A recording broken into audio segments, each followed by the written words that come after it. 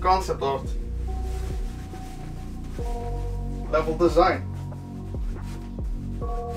Unity terrain system, human interactions.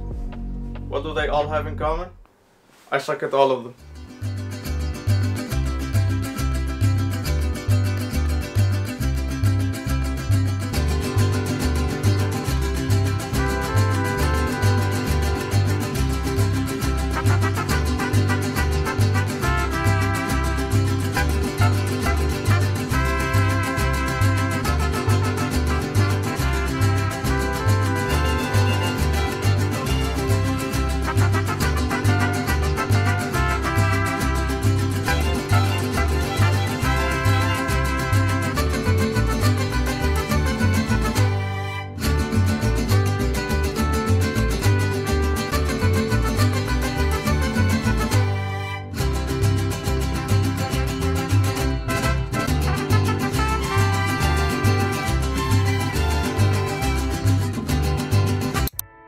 Now, if you've been living under a rock, there's some revolutionary tech going on. I don't know since when this existed, but for it to become such a trend is recent. I'm talking about AI images generation. Services like Midjourney, Jasper AI, Deep AI, DALL-E, Stable Diffusion, which probably has so many properties it will cause you confusion. All of these apps open the gate of infinite possibilities for non-artistic folks like me.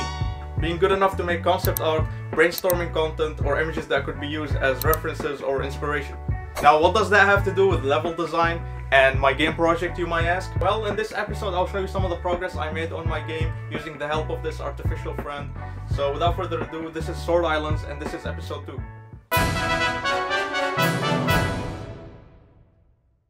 After I fired my concept artist, I told Midjourney to imagine landscape with a specific prompts. Then I collected the outputs I got and used them for my mood board. Now mix that with tons of coffee and hours of GDC level design talk, along with some helpful Unity assets and You're a Villain Who Realizes Nothing You'll Do Will Ever Fill the Emptiness Inside playlist playing in the background, I managed to sculpt the whole landscape of the game.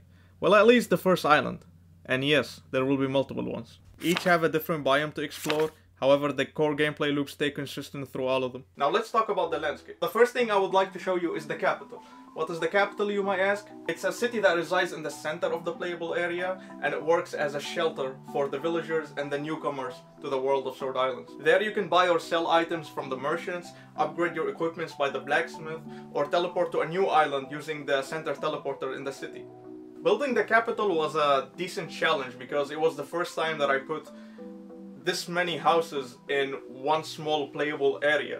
The problem is that VR optimization sucks, even when you're making a PC VR game. It came to a point where I couldn't add another tree or the game will be unplayable, and VR by default requires a high frame rate, or you will run a higher risk of motion sickness.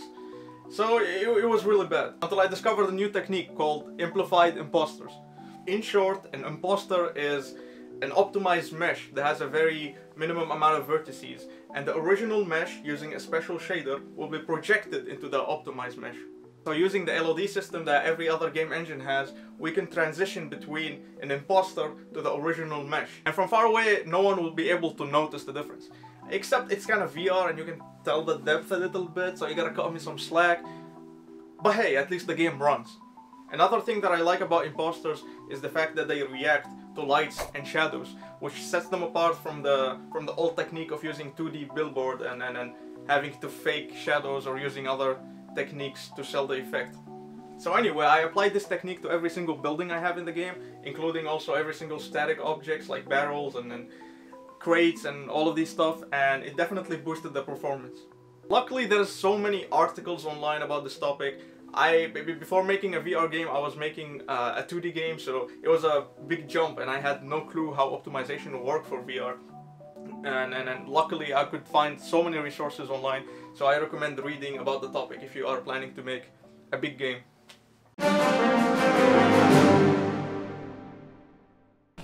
Welcome to the ad zone. Well, this is technically not that big of an ad. I just want to say that Sword Islands, the project we're talking about in this video, has a Steam page. And on the Steam page you can wishlist the game, so when it comes out you get notified. I'm shooting for a milestone of around 5,000 wishlists. That will kind of help me to know that the game is kind of wanted and liked by people. So please visit the Steam page and add it to your wishlists. Also, if you like this video, feel free to like, comment, tell me any thoughts or feedback you have about what you saw in the video.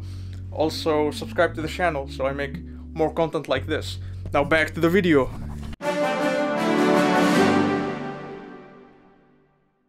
Outside of the capital is where most of the gameplay is gonna happen. That's why I tried to sculpt the terrain and did my best to put some placeholder using basic shapes that represent items that will get added there later on.